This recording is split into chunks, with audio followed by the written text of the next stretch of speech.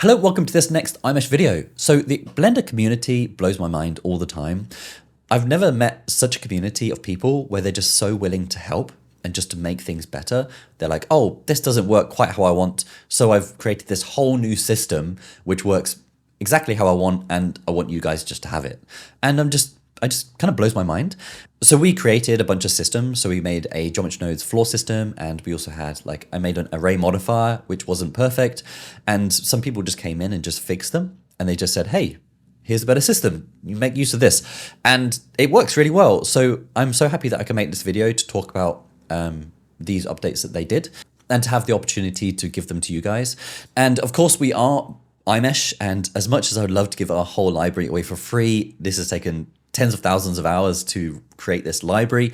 So if you are looking to get the best possible discount, now is the time. We have the whole library available over at iMesh for only $75. This is a huge sale. The time is running out. If you're looking to make an investment of your future or start a new business, getting your hands on a professionally made library is the absolute #1 way to go.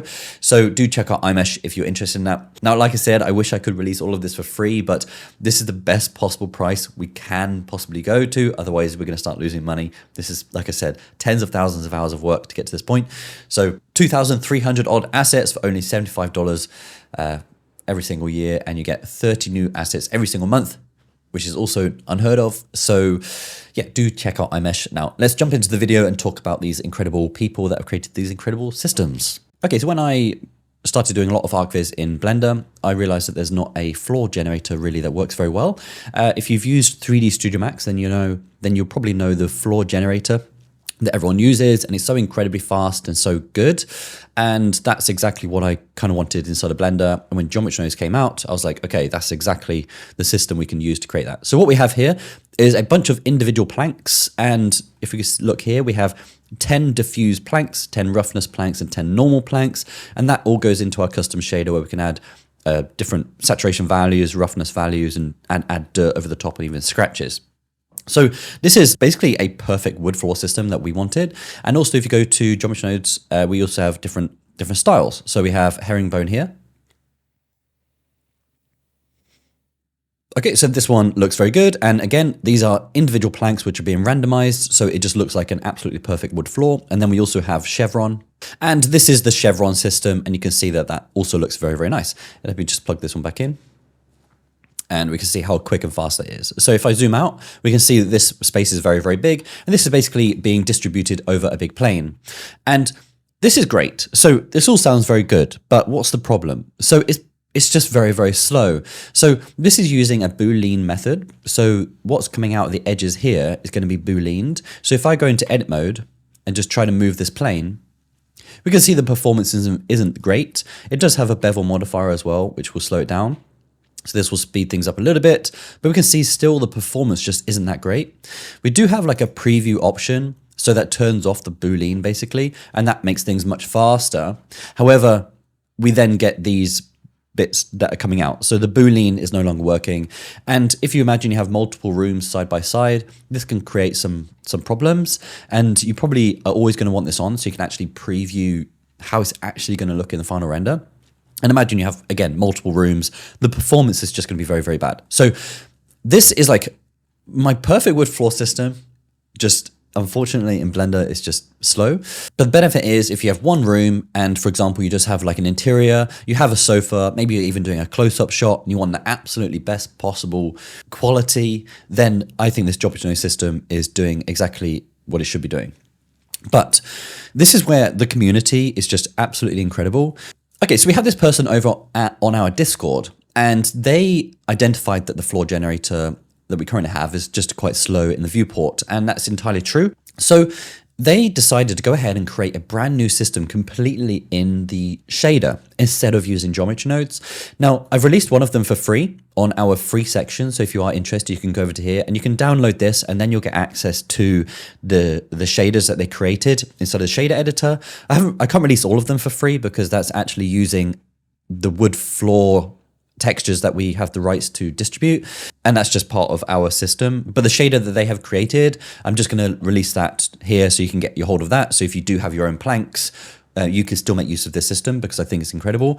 And I do just recommend you just make your way over to their ArtStation and give them some love. So let's have a look at this system that they created. And as you can see, this is the wood floor system, and this is not using any geometry nodes. This is completely in the shader editor. Now I'll go through this in a second to explain, but it uses the same planks. And I do actually have a little warning here. Okay, so just like the geometry node system, this shader editor also has a problem for some reason in Eevee. If you go into like material preview, or if you go to the Eevee render engine, this one, you'll notice that it goes pink. And in an old version of Blender, when we created this system, it had no problem rendering this number of nodes, but the number of nodes that the newer version of Blender could handle was far less. So all you need to do is basically just remove this one and just plug everything into a principal shader, basically like I've done here. So we just plug that into the, so we can just plug that into there, and then you'll be able to see it in Eevee, but you won't be able to make use of just these nice complex nodes. It's a little bit sad, but nevertheless, let's just go to render preview and just continue. And that will actually render perfectly in cycles. So we have these nodes, so we have all these planks all going into our system. However, there's some brand new node groups here, also given some love here. So please do give them a thank you. If I go into here, we can see the node system that they created for each of these systems. And what we got here is basically we have the UVs, bevel, and the randomize input.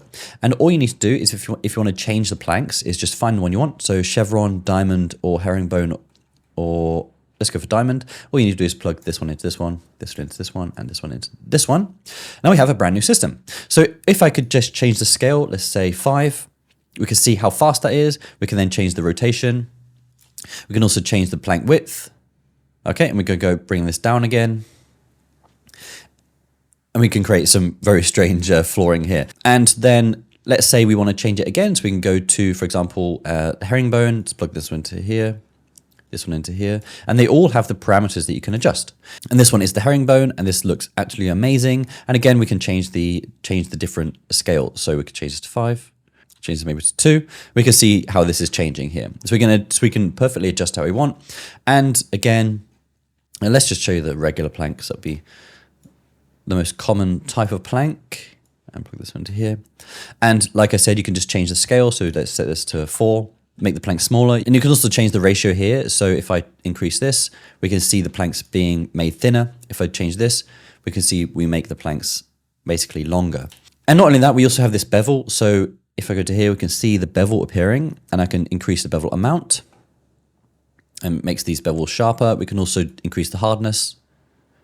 I can make the bevel a lot softer.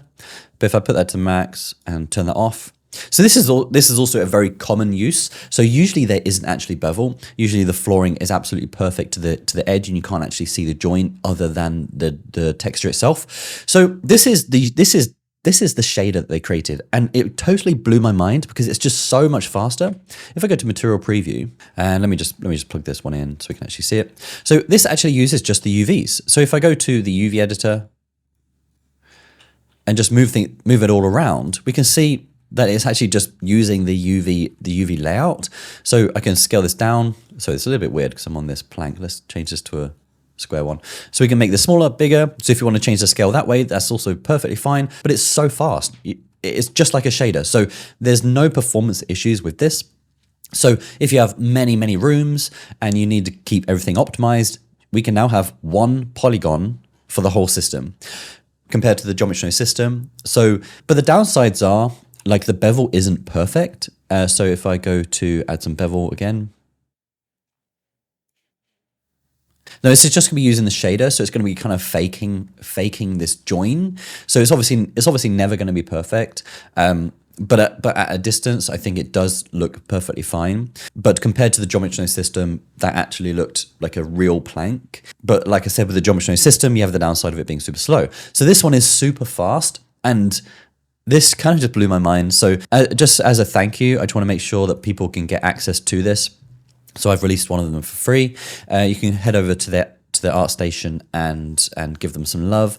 And yeah, the things that some people create inside of Blender just for fun, it really blows my mind. So that's that system. Now let's move over quickly to the array modifier. So I actually did a video about that, and we were able to create a system which had over 1 trillion polygons. Our array modifier wasn't perfect, so this person just went in and said, hey, I've updated it. These are the things you can do to fix it, and I just want to say thank you to this person. The array modifier is available for free for everyone. If you go to the shop and go to the free section, this is free for everyone. And if you go to their Blender artist page, you can see some really incredible things that they created. This woven object is just insane. So do also give this person some love. They fixed this array modifier to be even better. And this is actually the array modifier. So as you can immediately see, this doesn't look like an array modifier anymore. So what's going on here? So I've got a count, quite a high number of count. And if I go to the view layer, we actually have a collection here. So we've got a couple of collections, and I'm actually using a collection to be distributed with the array instead of an individual object. So I'm going to say use a collection, but this one instead. So now it's going to be arraying all these different grass objects from within the grass collection, which again is not something a normal array modifier can do. And we can immediately see that there's some circles. So if I go down to one of the best updates there are in this, there's a texture mask, and we can see these offset dots. So this is the texture I'm using, and I had to play with the scale. I think usually the scale actually needs to be quite small, but let's change this to be 0.2. See what happens there. Okay, so these are getting much smaller. Let's try 0.02. And we can see these circles getting much bigger. I can also, let's say, for example, I can duplicate this. So we get a brand new geometry system. I can then click invert texture. And then we can see that's now filling in the gaps. But now, instead of using this collection, I can say, for example, I want to distribute.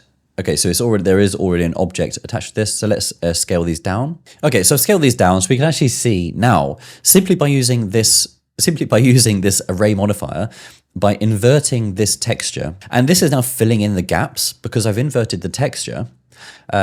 Now where the grass isn't is now this new object. Now, not only that, I also have a scale here, so you can adjust the scale, and we can actually adjust the scale by using a texture as well. So if we can see now we can actually adjust the scale of these objects based on a texture. So I'm using a clouds texture. Let's actually go to 3. And we can start to see some waves appearing on these objects. So this is using clouds. Let's have a look at that. Clouds.png. So it's using this simply, and this is being distributed over the whole surface. And you can see there's also a gap here. So the original object culling is still available. So let's just select this, bring this over here. Oh, over here. Okay, you get the idea. Not only that, if you go into camera view, I can go click on this system, for example, and we can then go to the instance culling and enable camera culling.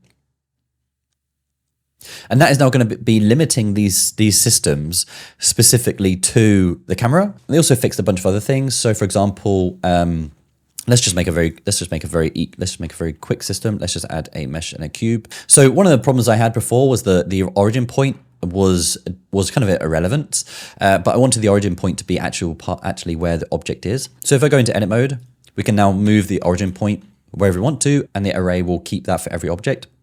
They also created an offset, which I really wanted. So if you're making some sort of plank system or something with this, you can now offset by every other row, which is really nice. There's also a bunch of other offsets.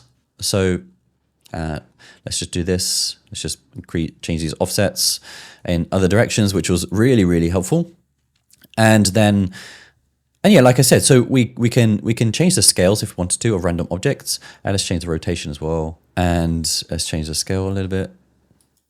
And like I said, that will work with a texture. I'm not sure how that would actually work in the 3D plane, and I don't know how often that will be used in the 3D plane anyway. But this was updated for us, and I can't thank this person enough for doing this. So this is available to everyone for free as well. They've updated it. They are actually working on the object offset. I haven't had a chance to get back to them on that because it does get a little bit complicated when working on 3 planes. But I think we'll we'll just have a think about that and hopefully get that updated. But I just want to say that the Blender community, how they are just so willing to just help and create these insane systems and build on previous things to make them better. Say, oh, there's a problem here, I'm going to fix it, and I'm just going to release it to everyone for free. I think it's just incredible.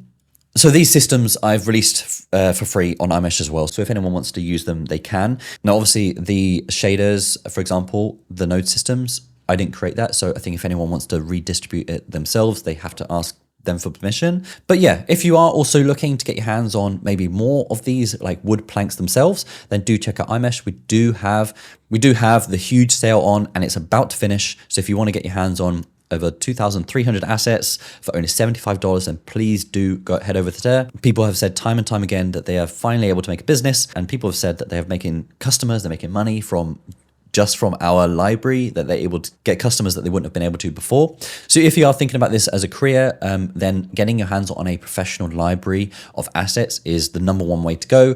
And it'll probably be your best investment of 2024. And we only have a very, very short time remaining, so please do check that out. Not only that, if you're looking to figure out how to make something like this, like a huge scene, this was rendered with only an 8GB VRAM GPU. And this is also on a sale, 50% off, very, very, very short time remaining. So please do head over to there. So this is probably going to be one of the best Black Friday deals you're going to get. This is probably worth about $16,000, I believe, if each of the assets are sold for $7 each, which is about standard. And so I think that each individual asset is probably worth then about 2 cents, which is not something you'd be able to get in most places of the internet. And not only that, we do also release 30 new assets every single month, which is amazing for you, very hard for us, but we have managed to keep it going. We've now released cars, rugs, everything you can have possibly need, we are releasing it. So check out iMesh. Thank you very much for watching, and thank you to the community for releasing those free objects. I'm so happy that I have the opportunity to help distribute those to everybody else to get their hands on. And yeah, thank you very much for watching, and I'll see you guys very soon.